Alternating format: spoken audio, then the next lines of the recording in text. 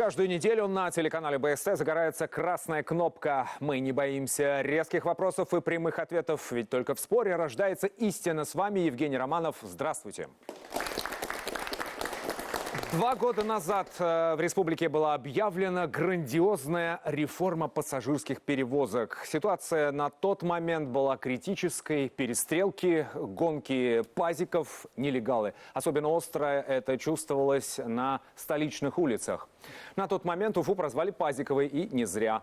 Удалось ли сдвинуть дело с мертвой точки и выйти на качественно новый уровень? Какие жалобы актуальны и как в дальнейшем собираются менять данную систему? Давайте разбираться прямо сейчас. Я представляю вашему вниманию наших спикеров сегодня. Слева от меня Разиф Абдуллин, журналист.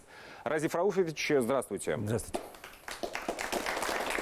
Его оппонент сегодня Ильдар Юланов, заместитель главы администрации города по транспорту. Ильдар Гизетдинович, здравствуйте. Добрый день. Ну что ж, мнение наших спикеров сегодня следующее. Поправьте, если я ошибаюсь. Разиф Абдуллин считает, что реформа на сегодняшний день буксует. Да, я могу пояснить, если есть. Да, есть у нас 45 минут. Ильдар Гизетдинович считает, что в транспортной реформе все идет своим чередом. В общем-то, поступательные движения есть, изменения тоже. Нужно дождаться только определенного момента, когда все встанет на свои места. Совершенно верно. Спасибо большое. Я напоминаю, что, уважаемые спикеры, нажимаю красную кнопку, если вы превышаете лимит своего выступления. Также у нас в студии есть голосование за ваши позиции, наш внутренний индекс популярности.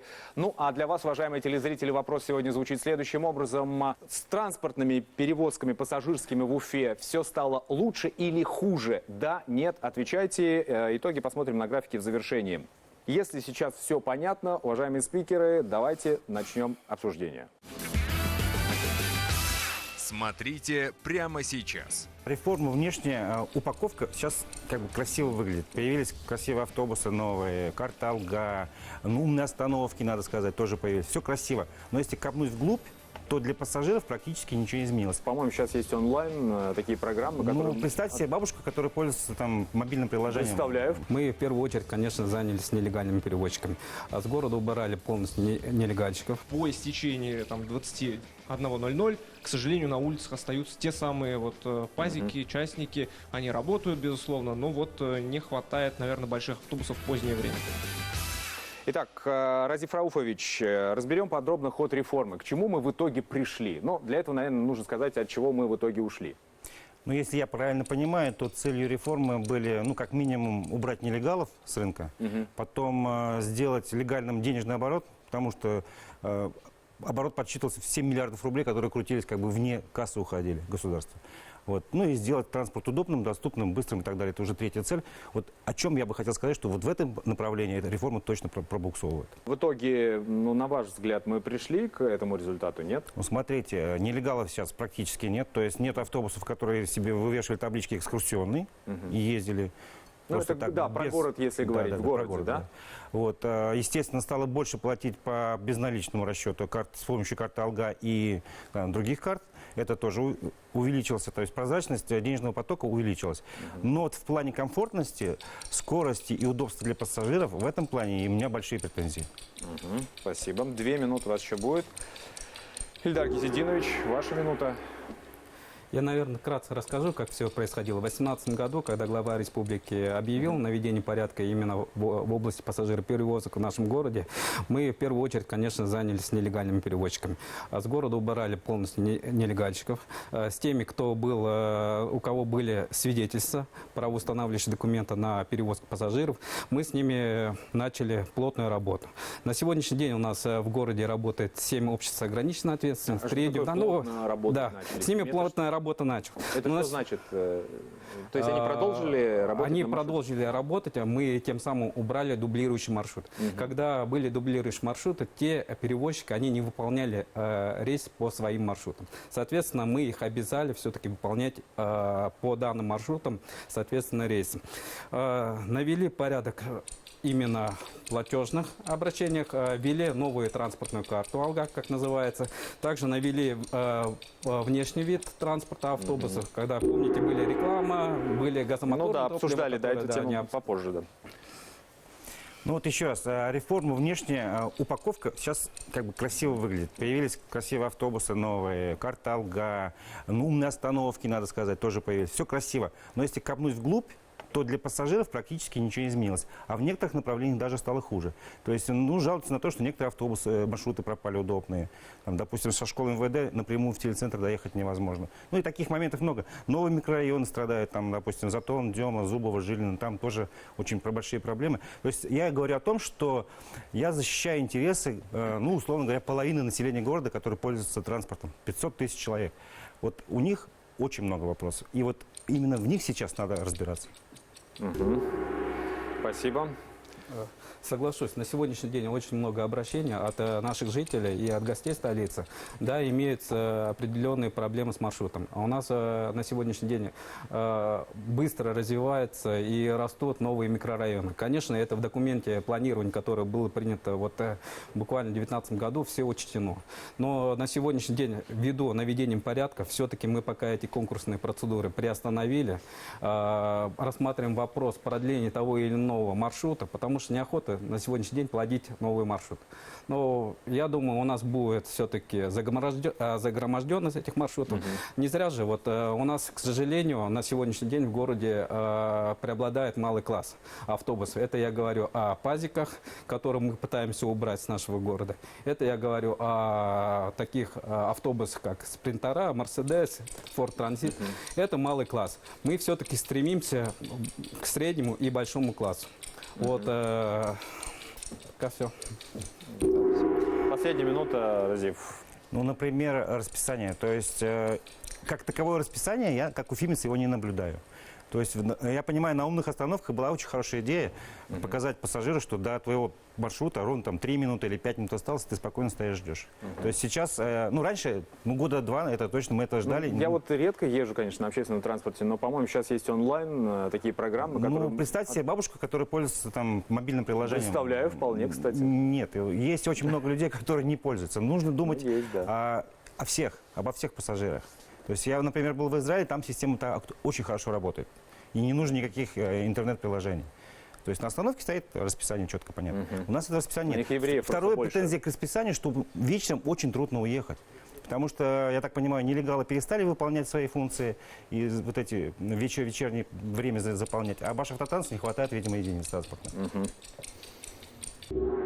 Последняя минута у вас. Давайте по итогам реформы. Какие еще плюсы? По расписанию мы, как я говорю, плотно работой ведем с перевозчиками, все-таки их настаиваем и обязываем их выполнять то расписание, которое они нам дали и которое мы им, в принципе, согласовали на сегодняшний день. К сожалению, умными остановками, да, у нас определенная проблема, так как наследие, честно сказать, принимал, но не буду хаять, как говорится, прошлых руководителей, но то, что досталось, то досталось. Определенная проблема подключением оно имеется быть. Все решаем вопросы. На сегодняшний день, если заметили, там на умных остановках размещается транспорт, который прибывает для маломобильных групп населения, где есть низкий пол, все удобства для мам, там, семьям, у кого колясочник. Соответственно, все вопросы, конечно, решаем потихонечку, но знаю расписание. У нас, к сожалению, после 10, после 11 начинается проблема. Вот это жалобы от жителей, что не могут уехать. Все, спасибо, уважаемые спикеры. Ваши 3 минуты иссякли для обоих. Давайте мнение зала послушаем. Если есть что кому добавить, пожалуйста. Приходят обращения от жителей, прежде всего отдаленных районов, то есть особенно жители Шакши, например, не могут добраться до Уфы после там 8 вечера, когда Башавтотранс перестает ходить. Конечно, есть такой момент, который был уже затронут вот, по поводу онлайн-приложений.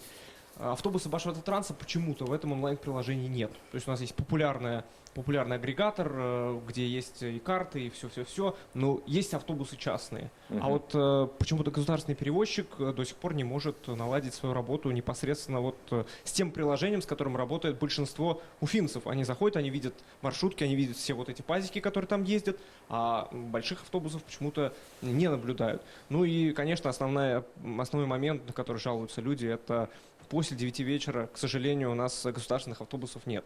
То есть, Да, они закупаются в большом объеме, мы это видим, мы прекрасно видим, как обновляется парк автобусов, но вот по истечении там 21:00, к сожалению, на улицах остаются те самые вот пазики, частники, они работают, безусловно, но вот не хватает, наверное, больших автобусов в позднее время. Ну, приложение вот сейчас только открыл, поэтому здесь могу увидеть вот все красное, поэтому это как раз автобусы, умный транспорт, приложение можно воспользоваться. Мы как раз и указываем на это приложение.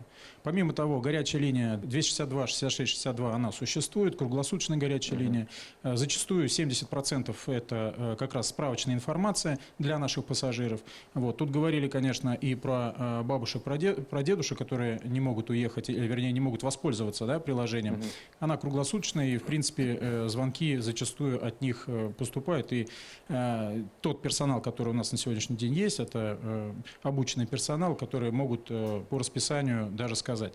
Вот. Подъезжая к остановке, тоже можно увидеть уже прогноз автобуса, да, какой автобус подъезжает. Поэтому здесь, в принципе, в этом направлении работа идет. Я хочу сказать, что Башавтранс за эти 2 года обновился только по Уфе на 425 единиц техники. Вот, тут сказали про маломобильных тоже группу населения. Да? Это все автобусы, оборудованные уже низким полом. То есть та категория граждан маломобильная, она пользуется нашими автобусами. Вот. Хотел сказать еще по узнаваемости и изменению. Да, оно есть. Если раньше были автобусы, они все в рекламах, то мы на сегодняшний день видим, Башавтранс, он отличается. Отличается это, помимо того, что логотип есть, еще... Ну да, свой стиль есть. Да, да, поэтому мы видим и электронные вот по поводу времени, из Шакши не могут уехать люди. Значит, с Шакши можно уехать, жалуются люди, возможно, были сбои какие-то, это единичные случаи, вот, а так транспорт работает до 10 вечера именно с Шакши. Там есть проблемы и по Максимовке, и по Новой Максимовке. Люди не могут выехать, там идут по грязи до остановки. И в основном все-таки используется маршрутное такси, а не общественный транспорт. Особенно в Федоровке, там, Базилевке, отдаленных территориях. Вот хотелось бы узнать, когда эта проблема будет решена, потому что очень много обращений по этому поводу есть. Что касаемо по отдаленной территории, это Максимовка, Новая Максимовка. Был там, к сожалению, там улицы очень узкие. И проехаться автобусом большого класса совершенно невозможно. Поэтому в ближайшее время, конечно, мы тоже и буду настаивать, чтобы все-таки там появился социальный один маршрут для граждан. А Базилеевка и те маршруты, они у нас в документе планирования стоят, но пока мы приостановили. И я, как говорю, не хочу плодить новые маршруты. Сперва все-таки существующими навести порядок. В некоторых моментах продлить, возможно, если есть рядом. Зачем тот же самый маршрут 2 раза дублирующий делать? Там жалуются, что не могут доехать до колхозного рынка на 35-м, что приходится, вот, допустим, тем же студентам пересаживаться с одного маршрута на другой, то есть по 2-3 раза, чтобы доехать до своего университета. То есть желательно бы все-таки сделать какие-то сквозные маршруты через весь город, чтобы студенты, там, пенсионеры могли без пересадок двигаться на заданном направлении. Спасибо. Рустам Фарич пояснил, не зря же у нас вводился часовой тариф, который позволяет без предоплат пересаживаться с одного автобуса на другой. Я имею в виду госперевозчиков. Это Башавтранс и МУЭТ нашего города. А почему вы решили, что нормально 2-3 раза пересаживаться по пути на учебу? Вспоминая наши очереди, толкучки, пробки и тому подобное. Это получается нашему гражданину, чтобы добраться до места работы или учебы, придется тратить намного больше времени. Я прошу не считать это за норму, что это в порядке вещей. Были исследования уважаемых коллег с Москвы, с Питера, о вообще транспортной ситуации в городе Уфе. И они отметили одну такую странность и особенность нашего города. Это первое, вытянутость его. Второе, низкий коэффициент пересадочности. К чему говорит вытянутость? Что все маршруты невозможно поместить на 3 основные связующие ветки города. Это проспект Октября, это улица Менделеева и это вот реконструируемая нынче Российская Комсомольская. Все маршруты туда поместить невозможно. Соответственно, должны быть магистральные маршруты, проходящие через весь город, а к ним должны быть подвозные маршруты. И таким образом, опять-таки, возвращусь к коэффициенту пересадочности. Во всех странах, во всех городах других иных, в отличие от Уфы, этот коэффициент пересадочности 1,2, 1,20, 1,3, а у нас 1,01. То То есть, соответственно, у нас люди просто не привыкли пересаживаться. К сожалению, это придется искоренять. Почему? Потому что так невозможно пустить от одного места Максимовки, допустим, обязательно, чтобы маршрут ехал в телецентр. Нет. Должен автобус доезжать до, условно, ВАЗа, и там люди пересаживаются на магистральный маршрут, который быстро доставит его до телецентра. А можно уточнить, по каким причинам нет возможности? Ресурсы, что? А у нас, смотрите, у нас есть выделенная линия на проспекте Октября, которая не работает как выделенная линия. Для того, чтобы выделенная линия на проспекте работала, нужно, чтобы интервал между автобусами как минимум составлял несколько 10 секунд. 10-20 секунд, какой-то элементарный интервал. Сейчас у нас в единицу времени на одной остановке 5-6 машин. То есть выделенка не работает. Именно поэтому, опять же, автолюбители жалуются о том, что куда они вылезли и так далее, и так далее. Хаос происходит на дороге, в общем.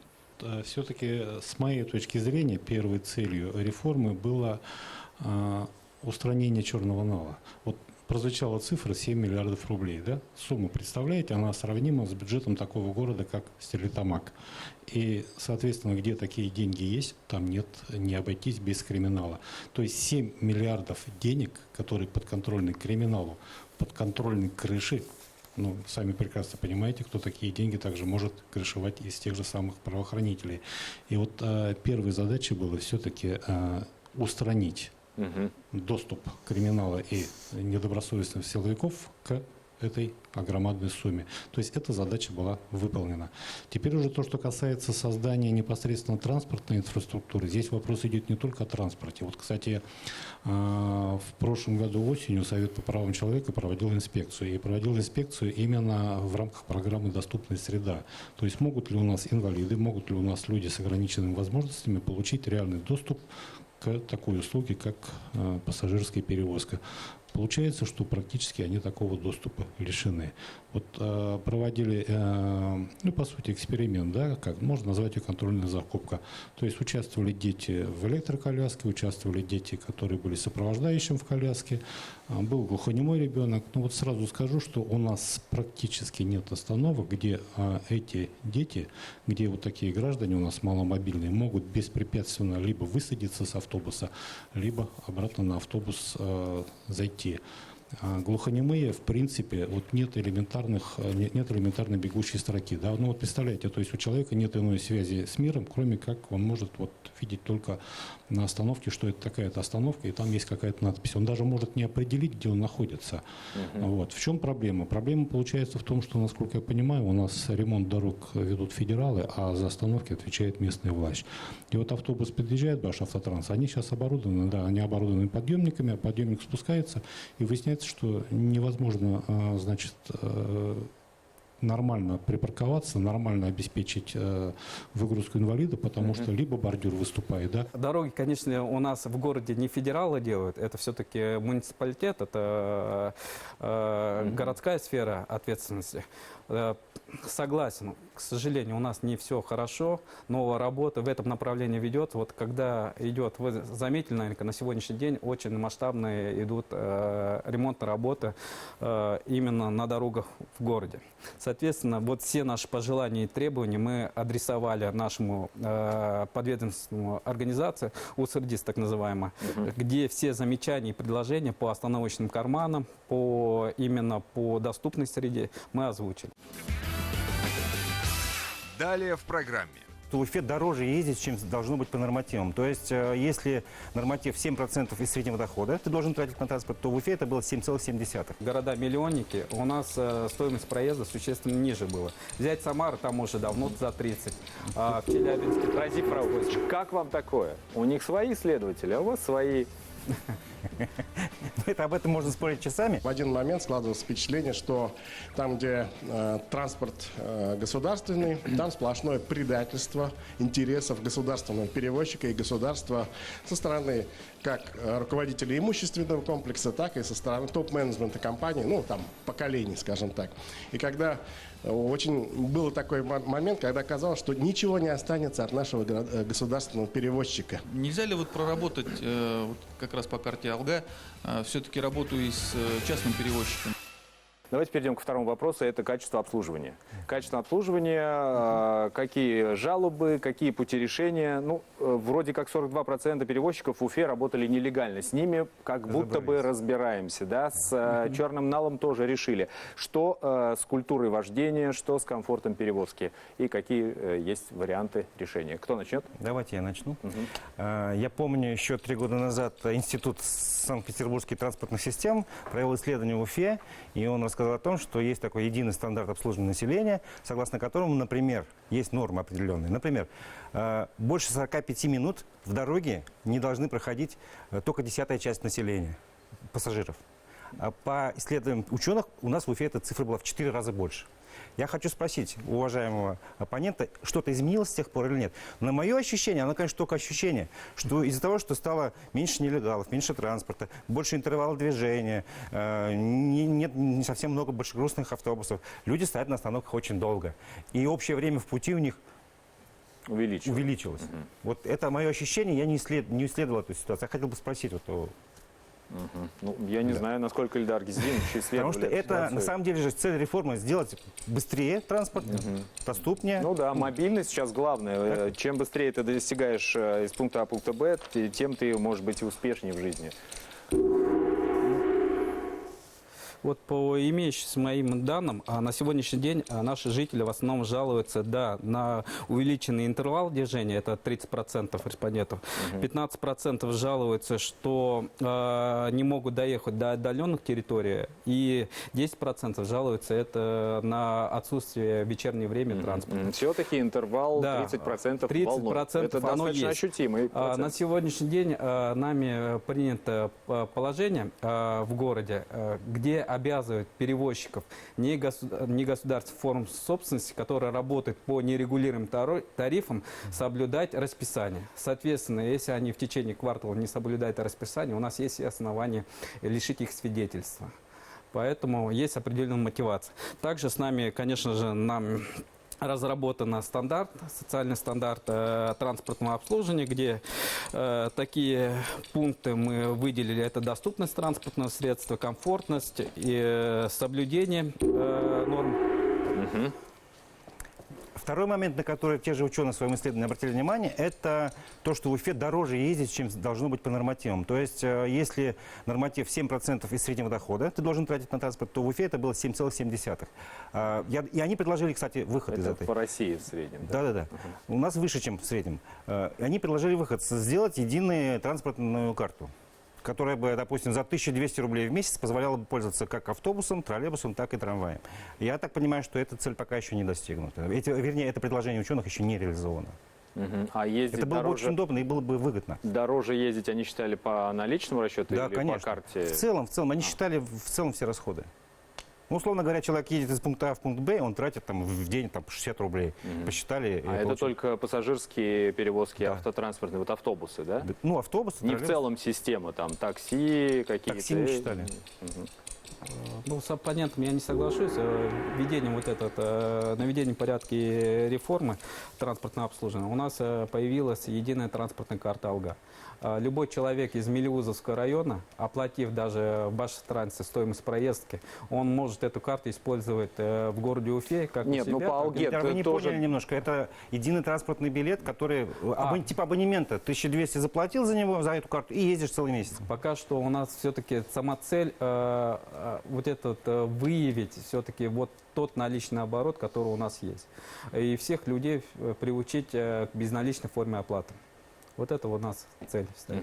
А тарифы будут понижаться? Нет? Вот в России, это говорят, дешевле ездить, а в Уфе дороже. Проанализировав близлежащие регионы и, соответственно, города-миллионники, у нас стоимость проезда существенно ниже была. Взять Самару, там уже давно за 30.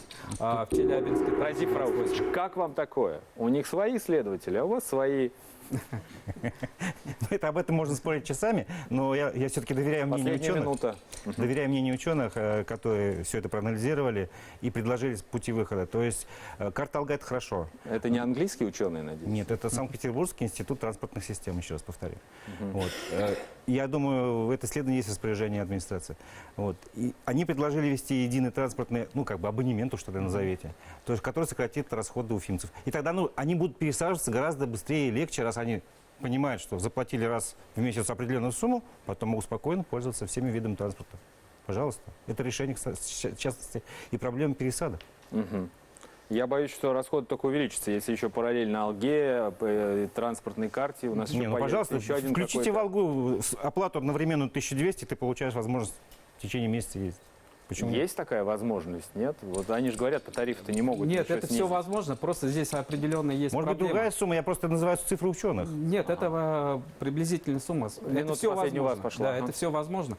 Но у нас же здесь возникает проблема, дилемма, так сказать. У нас в городе есть тариф по регулируемый тариф и нерегулируемый. К сожалению, человек, который с этой картой, да, Он не попадет пойдет другим- к частникам, и он не сможет воспользоваться этой же картой, этим абонементом. Ему придется оплатить наличными. Это определенная такое будет критика, это, как всегда, как сказать, в адрес администрации. На сегодняшний день, вот когда мы внесли новый брендбук, который сейчас Башавтранс ездит, в городе, наверняка, заметили, частные перевозчики тоже в свое время, там, в изумрудный свет, там, маршрут такие 266, вы, наверное, обратили внимание, есть определенные негативы со стороны как раз жителей. Зайдя туда, они не могут воспользоваться социальными льготами. К сожалению, мы им объясняем, что это все-таки частные перевозчики, что они не обязаны возить их по социальным картам. Вот. Понятно. Есть определенные такие проблемы. Ну что ж, по 3 минуты вы использовали. Спасибо большое. Борцы за транспорт мне напоминают маленького такого рыцаря, который возле огромного многоголового дракона стоит. И этот дракон где-то с 92-91 года у нас зрел, с тех пор, как первые 15 копеек на 280-м Икарусе второго маршрута телецентр лесопарковая через переднюю дверь заплатили.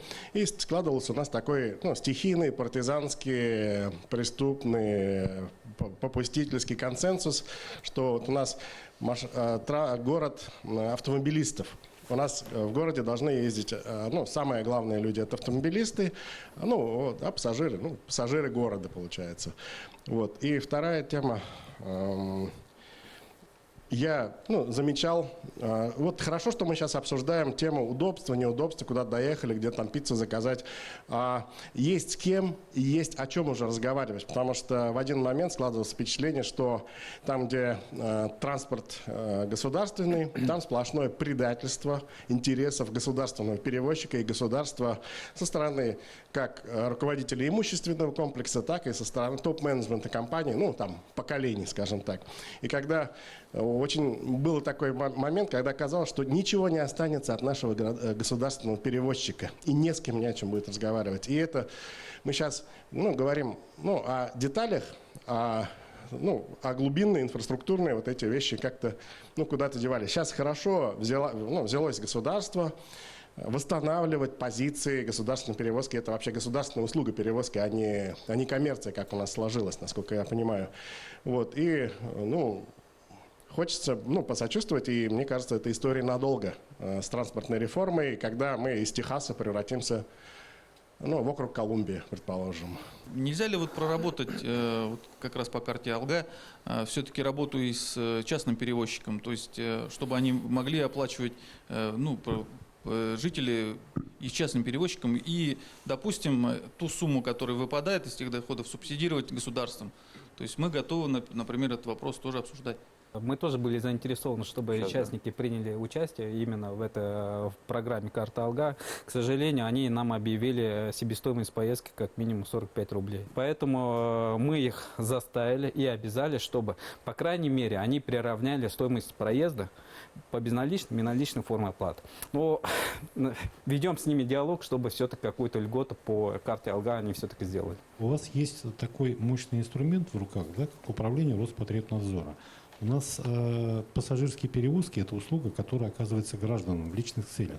Действует законодательство о защите прав потребителей, которое говорит, что оплата услуг в безналичном и наличном, по безналичному и наличному расчету она должна быть одинакова для всех. Понимаете? Поэтому если вам перевозчик говорит, что он будет брать в безналичном порядке сумму свыше, чем в наличном, Пожалуйста. Тут же идет, передаете материал в Роспотребнадзор, их штрафуют и привлекают к административной ответственности. Раз привлекут, два привлекут, все. Такой перевозчик уходит с рынка. Это очень просто. Всеми инструментами пользуемся, но согласно федеральному закону 220, к сожалению, по нерегулируемым перевозчикам, перевозчики сами обязаны устанавливать стоимость проезда. Независимо это по наличному или безналичной форме оплаты проезда. Ну, рынок, к сожалению, это и да? есть. Ну, во-первых, я хочу сказать, за 8 месяцев текущего года в республике зарегистрировано 179 ДТП с участием автобусов, а из них 160 в Уфе. ДТП. По сравнению с аналогичным периодом у нас получается по республике снижение минус 30%, а в городе Уфе минус 20%. Ну, как бы водители уже начали, транспорт уже техническое состояние уже по сравнению с предыдущим годом было намного уже лучше становится. Контроль идет. Как бы ежедневно контроль. И сотрудники ГИБДД ежедневно несут службу и проверяют и как бы техническое состояние, и водители проверяют. Но, по крайней мере, вот как бы анализ ДТП показывает, что большинство ДТП это происходит из-за, во-первых, столкновения, много столкновений, потом происходит падение пассажиров в салоне, это когда резкое торможение водителя автобуса, особенно на остановку, когда несколько автобус собирается на остановку, то водители резко останавливаются, и пассажиры не удерживаются и падают. И как это учетный ДТП у нас происходит. Но еще я скажу, что, по крайней мере, водители как бы уже такой гонки, по сравнению с предыдущими годами, уже такой сильной гонки нету. То есть гонка за пассажирами с каждым годом уменьшается. Ну, это в основном соблюдение правил движения, чтобы водители сами соблюдали, вот водители соблюдали. Ну, понятно. Также, в общем, улучшение статистики идет, да, по-вашему? Ну, смотрите, тут есть несколько моментов. Первое. У нас автобус должен быть как священная корова, или троллейбус, или трамвай. То есть вокруг него должны все автомобили разъезжаться. Поглядите, пожалуйста, на наше движение. То есть какой-нибудь ДТП на путях или под троллейбусными рельсами, троллейбусными контактной сетью, либо на путях стоят, ждут кого-то там, очень долго ждут. А люди в количестве, сколько у нас троллейбус перевозит? Около 100 человек. Или автобус большой вместимости 100 человек перевозит. Все стоят и ждут, когда же эти двое там разъедутся. Это первый момент. То есть второй момент. У нас нету популяризации самого общественного транспорта как вида перевозки. Каждая я, то есть сидящая в легковом автомобиле, то есть это один, ну, максимум 1,5 человека, да, они говорят о том, что я-то круче, у меня же круче машина, чем этот автобус, который везет там 80 человек. И он пытается его там подрезать как-нибудь, еще что-то. Это надо в городе, в головах жителей менять. Это культура вождения. Как это можно сделать? Первое. Надо делать больше выделенных полос. У нас такие проекты есть. Надо единственное туда, чтобы на выделенную полосу не заезжали личный автотранспорт, нужно также ставить камеры фотофиксации. В силу того, что, опять-таки, сотрудников ГИБДД у нас не хватает. Ну, камера на полосу, да? Камера на полосу, все. Достаточно 2 мероприятий. Ведь поставить можно и 100 автобусов на один маршрут. Но если образовалась пробка, мы понимаем, да? То есть проблемы в городе, они все равно есть. Их тоже нужно решать. Выделенка, она поможет общественному транспорту добраться к месту назначения в нужное время. На сегодняшний день, конечно, да, у нас Уфа, к сожалению, является автомобилизированной все-таки столицей. Если вот сотрудники ГИБДД не дадут соврать, у нас порядка 500 тысяч, да, автомобилей зарегистрированы в городе. Около миллиона уже, да? Но есть мнение, и многие эксперты говорят, что если еще увеличение будет буквально на 100 тысяч, наш город станет в многокилометровых пробках. В принципе, вы, наверное, это замечаете. Да. На сегодняшний день, конечно, мы разрабатываем альтернативные пути соединения севера и юга. И трамвай, это который, да, там у всех там, наверное, как видят вот эти старые трамваи. Но у нас, вот у меня лично, я все-таки придерживаюсь того, что трамвай будет, наверное, и в городе как самый основной и вид транспорта, который вот как в Москве трехсекционные ходят, которые перевозят, один трамвай перевозит до 200 человек. Далее в программе. Ну, а сейчас у нас вот пробки в Уфе из-за того, что дороги не справляются с потоком. А если еще больше станут автобусы, как тогда? Может быть, наоборот? Если мы уменьшим количество подвижного состава малого класса, то, соответственно, наоборот, у нас разгрузится улица. Я хочу, чтобы все структуры, которые занимаются транспортной реформой, там, включая перевозчиков, администрацию и так далее, контролирующие органы, они стали во главу угла. Вот не сейчас, как раньше было, там, НАЛ и прочее, а интересы пассажиров в первую очередь. На общественный транспорт надо пересаживать людей не таким репрессивным, вымогательским способом, а делать его привлекательным.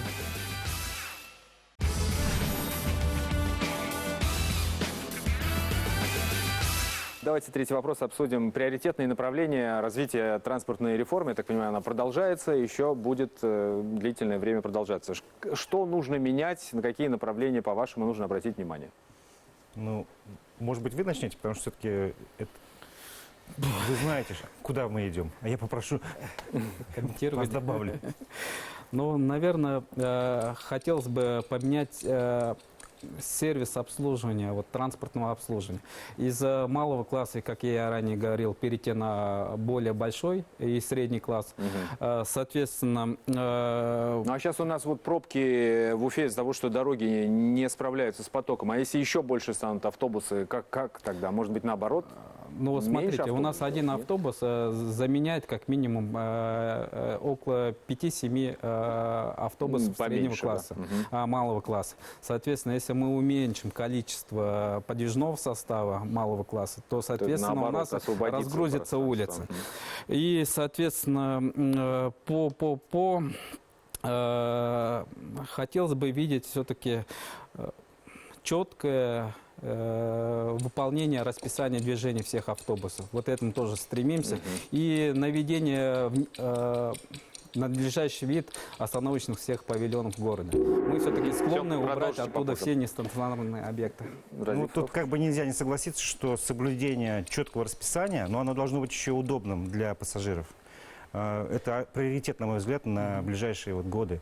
И я хочу, чтобы все структуры, которые занимаются транспортной реформой, там, включая перевозчиков, администрацию и так далее, контролирующие органы, они стали во главу угла вот не сейчас, как раньше было, там, НАЛ и прочее, а интересы пассажиров в первую очередь. И посмотрели на ситуацию глазами пассажира. Потому что когда ты изо дня в день ездишь, ну, условно, сейчас пишут, я подготовился к передаче, поставил вопрос в своем фейсбуке, и там за 10 минут 100 комментариев. Я спросил, что нового за год, что изменилось, что стало лучше или хуже. И, к сожалению, из 100 комментариев, может быть, 3-5 положительных, все остальное это негатив, отзывы на проблемы, желания. Ну, Радик, но положительно это скучно. Положительно нет, я же хочу получить, я понимаю, что есть отрицательный, это резонанс. Нет, но тем не менее. Сразу все такие, о, да, он наш, он свой. Нет. И я все-таки настаиваю на том, что нужно задуматься над предложениями ученых, которые они уже высказывали. Ну, да, Эльдар, давайте попробуем по пунктам пройтись, да? С ценой на проезд что будет? Возможно уменьшение, вот как говорит Разиф, или только увеличение будет дальше? Как?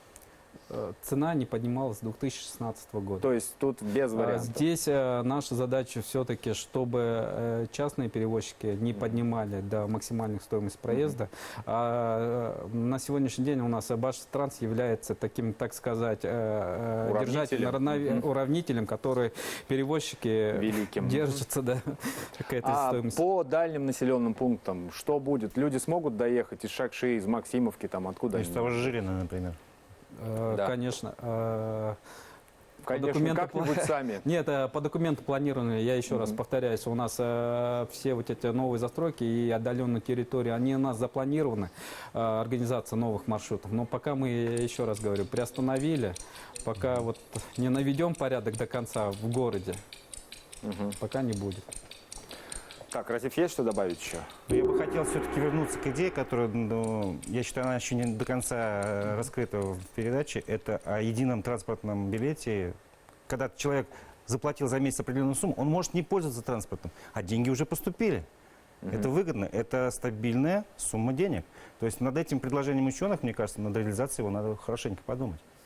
Те, наверное, наблюдения, которые мы ездили по регионам, где введены так называемые брутто-контракты. На сегодняшний день ФЗ у нас 220 предполагает покупку услуг. То бишь перевозчик, если мы переходим к этой системе оплаты проезда, когда перевозчики даже уже не будут думать о сборе денежных средств, они будут только нацелено на как бы правильное и своевременное предоставление качественных транспортных услуг. Соответственно, где заказчик оплачивает услугу за перевозку. Так, есть еще какие-то темы, добавить что-то? Тогда переходим к зрительному залу. Хочу обсудить инициатива Минтранс России, которая прямо затрагивает те вопросы, которые мы здесь обсуждаем, что они полагают с 2025 года сделать проезд на общественном транспорте вообще бесплатным, но за счет платы, взимаемой с автомобилистов, за счет проезда по автомобильным дорогам. Это транспортный налог. За счет транспортного налога, что ли? Даже нет, именно идея платные дороги. Платные дороги. Вот собираем деньги, идут как бы на оплату работы общественного транспорта. Вот лидер нашей партии Сергей Миронов назвал это антинаучной фантастикой, потому что коммунизм какой-то прям, да? Да, потому что вместо того, чтобы делать общественный транспорт привлекательным, инфраструктуру развивать, о чем мы уже это говорили, они в очередной раз пытаются залезть в карман автомобилистам. Ну, во-первых, не 25-й год, а 35-й. Общество не готово пока к таким инновационным идеям. Мы прекрасно понимаем это, поэтому излишне обсуждать то, что пока не готово. Я предлагаю другой вопрос обсудить. Федералы, слава богу, Минтранс в данном случае, начали смотреть на общественный транспорт уже не как на, пускай они сами ездят, а вот как в дорогах. То есть выделили национальный проект «Безопасные и качественные автомобильные дороги». В рамках этого проекта планируется под программу сделать по финансированию, приобретению и развитию инфраструктуры общественного транспорта. То есть не просто трамвайчик купить, не просто троллейбус купить, не просто автобус, а вот как раз именно так, чтобы там и рельсы поменять, и контактную сеть, и остановки обустроить. Но это пока только планируется. Просто дело, знаете, к чему идет? Потому что автомобиль лично станет уделом только богатых. Они все равно не откажутся от автомобилей, и у нас четко будет классифицировано общество. Если едет человек на автомобиле, значит, он действительно при деньгах, он может это себе позволить. Алексей, все остальные будут загнаны, значит... Если Уфа через 2 года встанет в одной большой пробке, то тут автомобиль вообще никому не нужен будет. В таком случае на общественный транспорт надо пересаживать людей не таким репрессивным, вымогательским способом, а делать его привлекательным. Городскую электричку, сколько нам, лет 10 тоже про нее рассказывают, что будут подъездные пути, пересадка, что это станет чуть ли не основным видом транспорта в городе. Но как было, так и есть, вроде ничего не изменилось. То есть как не подъезжали к ним. Ну что ж, ищем новые пути, да, пытаемся как-то освоить новые направления. Ну что, давайте завершим на этом. Обсуждали мы сегодня проблемы общественного транспорта, транспортной реформы и качества в наших автобусах в городе. Спасибо вам большое, уважаемые спикеры. На этом программа завершена, но я думаю, что через неделю мы вновь встретимся в этой студии для того, чтобы обсудить острые, резонансные проблемы республики. Всего доброго.